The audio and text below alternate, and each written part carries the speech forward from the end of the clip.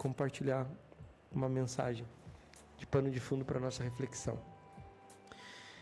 Eu quero falar um pouquinho sobre a obra única de Deus, tá? A obra, lá em João 6, no verso 28, os novos convertidos, eles perguntaram para os discípulos: o que faremos nós, irmãos, para realizar as obras de Deus, né? E aí o Senhor Jesus diz que não existe obras, não existe muitas coisas que devem ser feito. Todas as nossas ações se resumem em poucas coisas. Aí o Senhor Jesus diz: a obra de Deus é esta. Se você abrir João 6, 28, está escrito: a obra de Deus é esta, que creiais naquele quem foi enviado, né? Então, todo o meu movimento que eu fizer aqui fora da vida da igreja, ela não vai ser proativa, produtiva, ela vai gerar ovelhas independentes do corpo de Cristo. E a gente está num movimento que a gente tem tudo, irmãos, para servir ao Senhor com diligência, com produção, né? Porque junto com a produção tem uma restauração da nossa alma. A gente está amadurecendo junto com a produção, né? Percebe que a gente está amadurecendo junto com pessoas que estão sendo geradas, com pessoas que estão sendo apacentadas. E isso está crescendo todos junto com maturidade, né? Então, preste atenção. Tudo aquilo que você está fazendo que está fora do movimento não é do movimento. Então, eu quero dizer para você, você vai ter problemas daqui um pouco. Porque se Deus instituiu a igreja, se instituiu uma liderança que é o apóstolo irmão Sérgio, se instituiu uma liderança que é o servo do Senhor aqui na localidade, que é o Marcos, né? Se levantou um líder de grupo familiar. Então, tudo tem assim, uma fluência do Espírito. O Espírito tem uma inteligência, tem uma pedagogia, o Espírito Santo tem uma sabedoria que quer conduzir as coisas dele, tudo no princípio da ordem. Fora do princípio da ordem, é bem essas duas palestras que tivemos ontem e hoje, né? A bênção da submissão. Fora do princípio da ordem, tudo é euforia e nada tem consistência, nada é sólido. Qualquer ventinho, qualquer tormenta, qualquer tempestade, vai tudo pro ralo. E nós não estamos mexendo com coisas, nós estamos mexendo com almas viventes, com pessoas que estão na mira de Deus, né? Deus olha para aquelas pessoas e Deus quer aquelas pessoas. E Deus está usando eu e você como ferramenta para ajudar essas pessoas. Então, só funciona se nós estivermos assim, irmãos, ligados na videira verdadeira. Fora isso, todo o nosso esforço, tu só vai perder tempo, que é precioso. Tu vai perder o tempo da tua restauração, que é precioso. Tu vai perder dinheiro, tu vai perder, assim, muitas coisas a nível natural. O casamento vai ser prejudicado. Filhos vão ser prejudicados, finanças vão ser prejudicadas, porque não está na linha do Espírito. Então não tem como o Senhor abençoar, prosperar e cuidar, né? Então eu preciso entender, só existe uma obra, eu tenho que crer na pessoa de Jesus Cristo, tá? E se Jesus Cristo enviou esse movimento para nós, é desse movimento que vem a linha direcional, né, para todo e qualquer tipo de trabalho a nível de consagração, gerar, cuidar e contribuir. Fora disso, assim, tu pode pensar assim, mas é de Deus. Vai indo fazendo as coisas assim, pensando que tudo é de Deus, né? Porque o diabo, ele se disfarça como anjo de luz, e aqueles que não estiverem no braseiro, ativos no corpo de Cristo, não vão discernir. Vão padecer e vão perder a melhor oportunidade de restauração, que é na era da graça, né? Então eu quero citar aqui como que Deus faz esta obra, irmãos. E eu quero dizer, todos nós que estamos aqui, nós estamos hoje, preste bem atenção, hoje o irmão Sérgio falou uma frase, né, no microrregional que me chamou muita atenção, me deu um temor muito grande. Ele disse assim, é a última vez que eu falo com os presbíteros.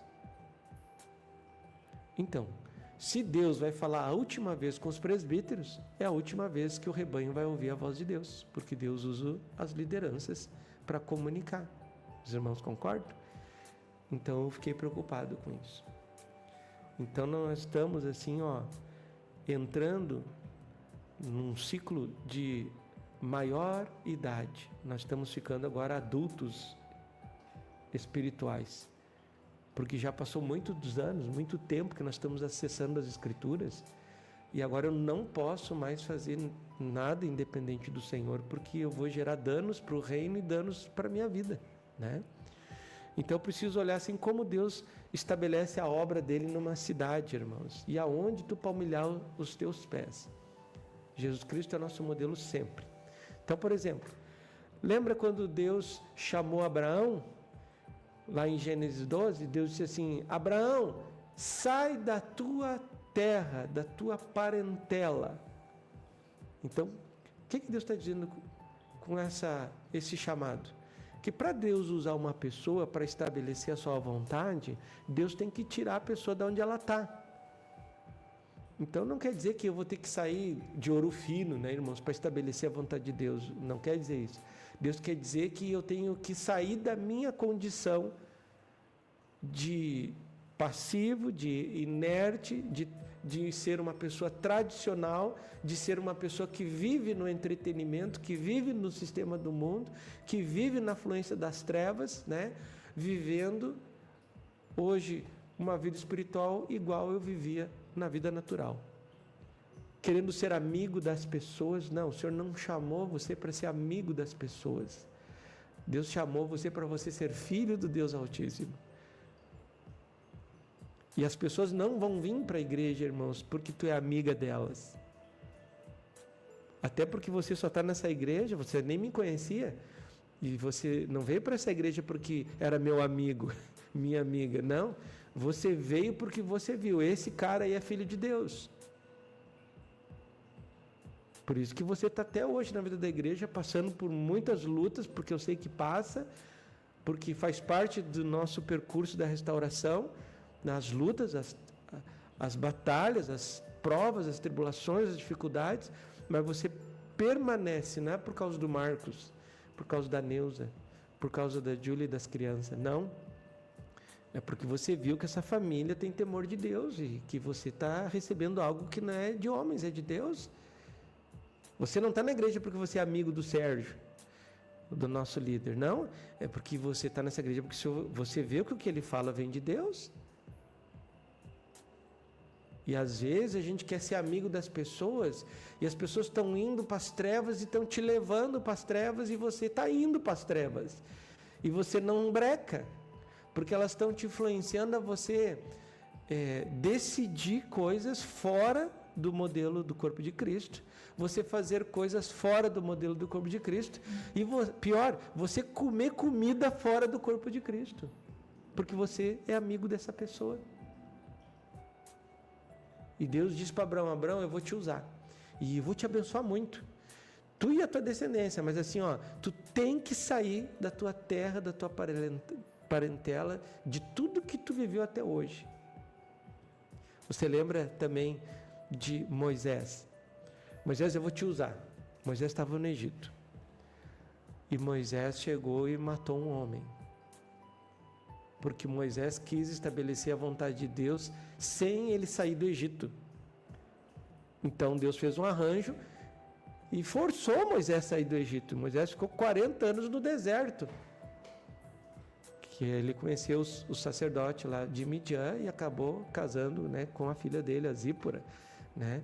Mas ele ficou 40 anos no deserto, então ele teve que sair do Egito.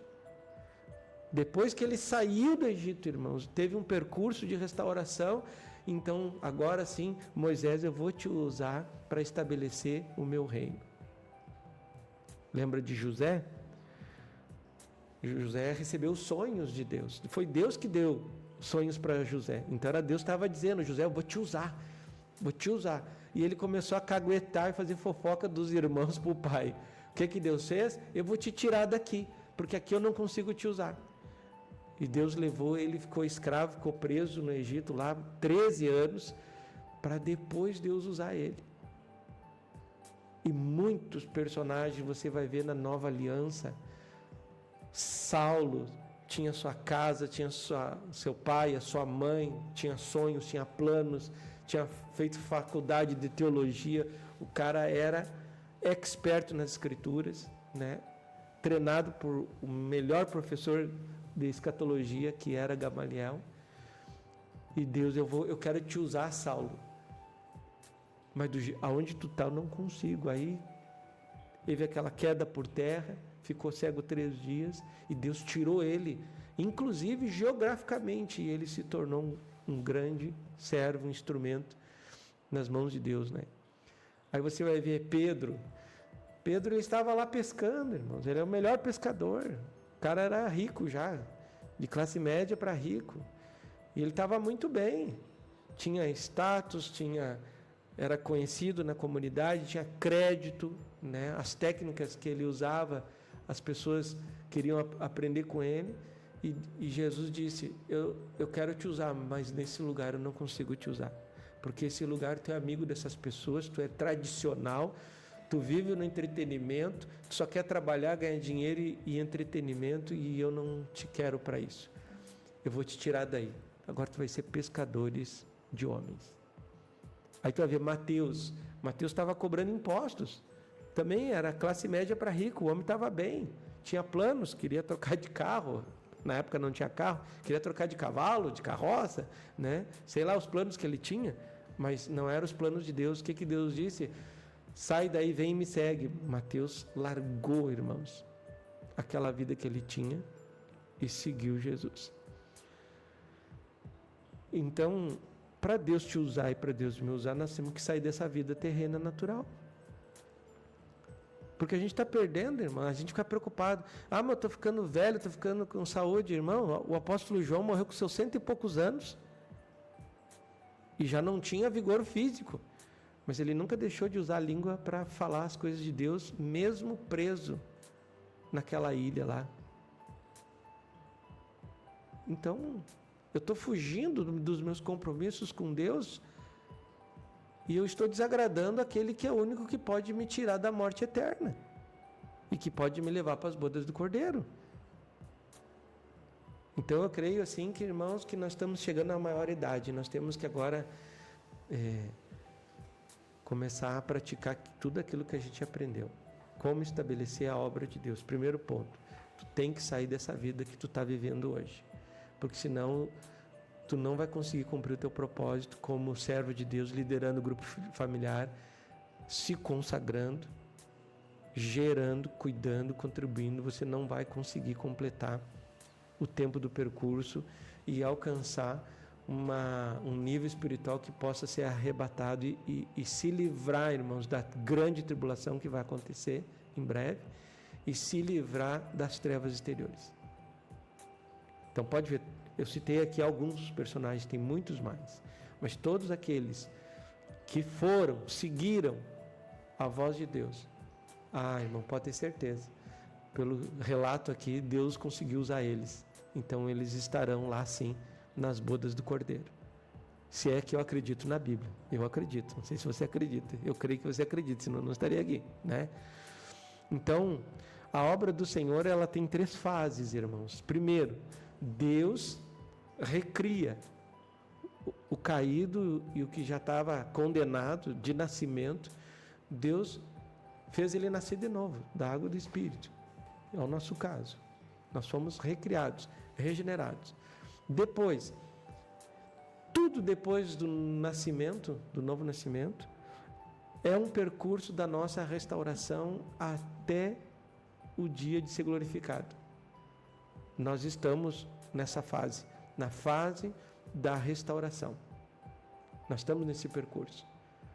E eu posso sim viver uma vida glorificada antes do arrebatamento ou até mesmo antes de eu morrer a vida temporal. Como é que é viver uma vida glorificada? Obedecendo a palavra. Quando eu obedeço aquilo que eu recebo de Deus, eu estou mostrando um Cristo glorificado, porque é só Cristo que consegue fazer isso, né? Eu lembro aqui, irmãos, de quando Deus tentou fazer essa obra única com Lúcifer. Você sabe o resultado? Não deu certo. Por que não deu certo? Porque Lúcifer estava contaminado com a vida natural, embora não existia a vida natural, né? Mas a soberba da vida, a lascívia, o desejo de ser Deus, o desejo de controlar a sua vida independente de Deus, é o que nós queremos hoje, né? A gente quer controlar, Deus diz faz, a gente faz do nosso jeito. Deus tem direção, a gente nem se preocupa, né? Então, Deus tentou com Lúcifer, não deu. Deus tentou com Adão e Eva, nós sabemos o desfecho da história, não deu. Mesma falha. Irmãos, está diante dos nossos olhos, a gente não precisa ser reprovado. Deus tentou com Jesus, deu. Olha só, com Jesus deu. Então, o meu modelo não é Lúcifer. O teu modelo não é Adão e Eva. O teu modelo é Jesus. Se você olhar para o homem, você pode se inclinar para o modelo de Lúcifer ou o modelo de Adão e Eva. Não, o nosso modelo é Jesus. Olha para ele. E aí, por que Jesus garantiu a vitória contra a morte e proporcionou a salvação para todos nós? Porque Jesus não fez nada independente do Pai. Irmãos, eu tenho que copiar Jesus. Então, tu não vai enxergar o Pai aqui, mas tu vai enxergar aquilo que Deus colocou como ferramenta para a gente nos tornar a imagem e semelhança do Pai, que é a Bíblia e tudo que nós temos recebido nesse ministério que nos ajuda, irmãos. Tivemos o testemunho da Neuza e da Tiziana, que aí as pessoas elas estão cansadas de pipocar nas denominações, e aí ficam falando mal das lideranças, que está errado, não tem que falar mal de ninguém, né? Mas por que elas falam mal? Porque elas não receberam, né, as coisas de Deus para poder se livrar da tentação do julgamento, da comparação. Mas aqui você não tem recebido isso. Você tem recebido algo que é de Deus e que você tem que seguir Jesus para você ter vitória no teu ministério como marido, como esposa, como empreendedor, né? Como pai, como mãe e principalmente, irmão, como ministro do Evangelho, como dispenseiro dos mistérios de Deus. Amém? Então vamos olhar como é que Jesus chegava. Aí eu quero lembrar, irmãos, nós temos como ferramentas bíblicas que nós temos aqui nesse movimento, que é bíblico, que se você não usar, você não vai conseguir estabelecer a igreja de Deus aonde tu está. Tudo que tu está inventando, talvez não vai dar certo, mas isso que eu vou dizer agora dá certo, que eu vou te mostrar na Bíblia, as ferramentas que Deus usa para estabelecer a sua vontade. Primeiro, irmãos, terapia espiritual e apacentamento, que é o que a Neuza e a Tiziana foram hoje. Veja só, eu sou um líder que recebo para ajudar os irmãos a fazer as coisas, não é para eu ir lá fazer pelos irmãos, é para ajudar os irmãos a fazer aquilo que Deus fez, porque senão aí você não vai conseguir ser restaurado, porque só é restaurado quando a gente trabalha para Deus. Então, terapia espiritual é a mesma coisa que apacentamento. Está lá no livro de João capítulo 4. Anota, vai anotando aí, você lê depois. Mulher samaritana. Ela estava com rejeição, com um vazio enorme, já tinha 6, 7 maridos, e daqui um pouco ela ouviu que tinha uma igreja lá na rua Antônio Simeão 147, e que tinha lá um pastor que dava terapia espiritual. Está escrito isso lá? Não. Jesus Cristo foi até essa mulher e deu uma terapia para ela. E aquela mulher mudou de vida na hora. Então, aonde você está, você tem que dar terapia espiritual. Não tem que mandar aqui para a igreja. É você. Esse é o modelo, irmãos. Jesus ia até as pessoas que eram, no teu caso, pessoas que são tuas amigas, pessoas que são parentes, né?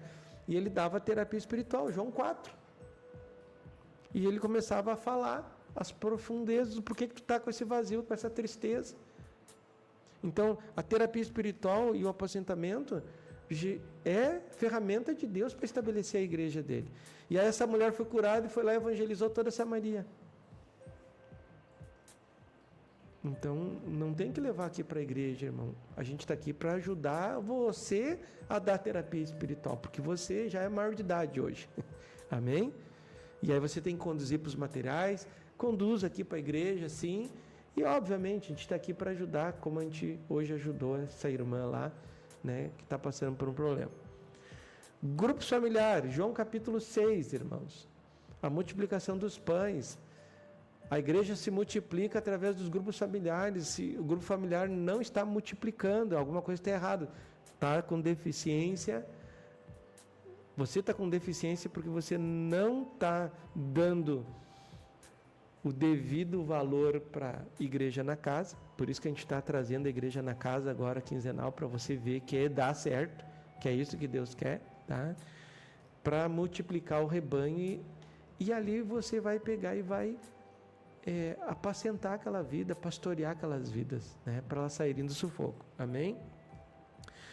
Discipulados, que é o que a gente começou lá sexta-feira agora. O discipulado é para ensinar como que é o modelo de Deus.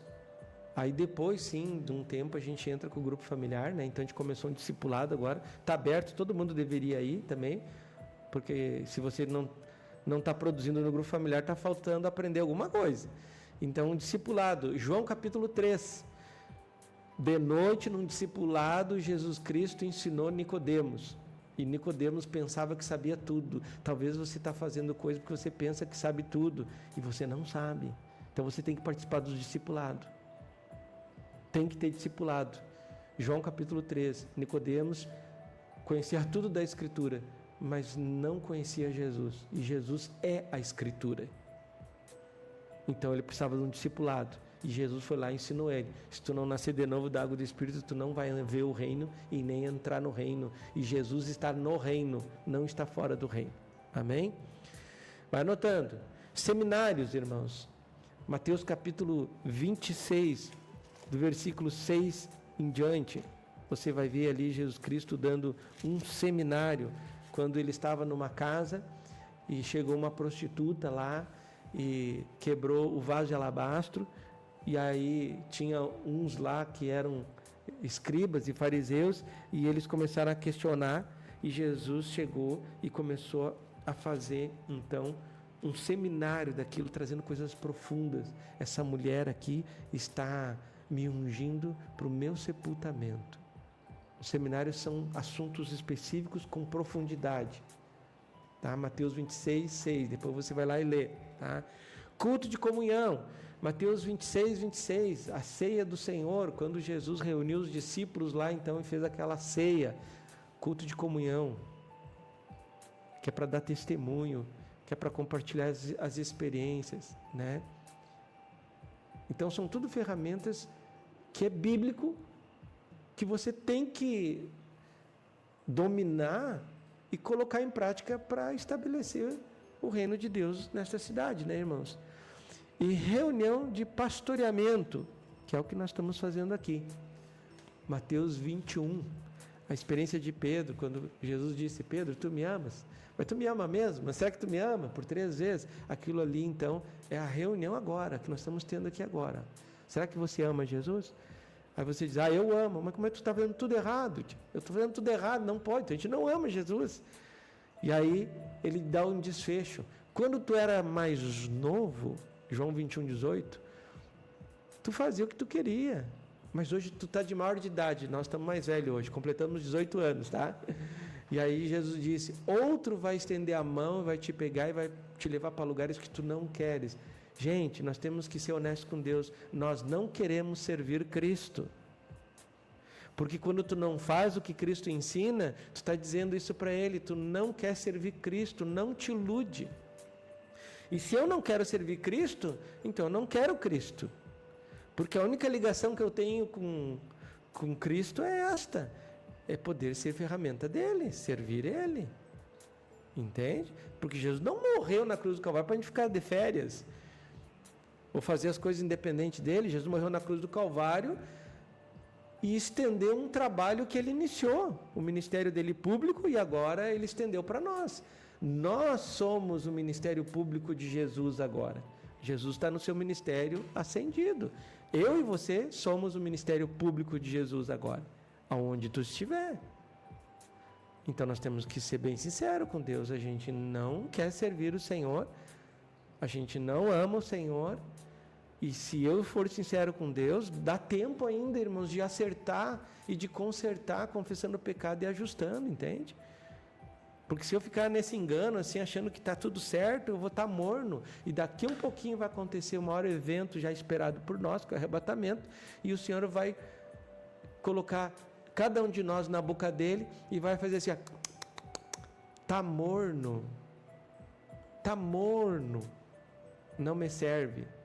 Vomitar-te-ei porque está morno, não me serve. Entende? Então isso que Deus está falando para nós hoje é um alerta. Está aí as ferramentas todas, está aqui os versículos, eu mostrei para você servir o Senhor, tu tem que sair da tua terra. E a terra, irmãos, não é geograficamente. No meu caso, eu saí da minha terra natal, Cachoeiro do Sul, mas espiritualmente é sair do teu coração. Sai do teu coração, porque o teu coração é uma terra enganosa. O meu coração é enganoso, o teu também é enganoso. É uma terra que não dá para servir o Senhor com ele. Então eu tenho que lembrar, Abraão saiu da terra, José saiu da terra, Moisés saiu da terra. Quer dizer que eles saíram do governo do coração deles caído. E eles foram para um novo coração. Ezequiel 36, 26. Eis que vos dou um novo coração, um novo espírito. Um coração não é de pedra, é um coração de carne. Ele vai te dar, já te deu, já me deu. E é nesse coração que agora eu tenho que viver. Dá tempo, irmãos. Eu sei que tu tens planos, Deus mostra, tu tens planos. E eu tenho as minhas batalhas também. Mas eu tenho convicção. Eu não consigo servir ao Senhor eu estando nessa terra do coração caído.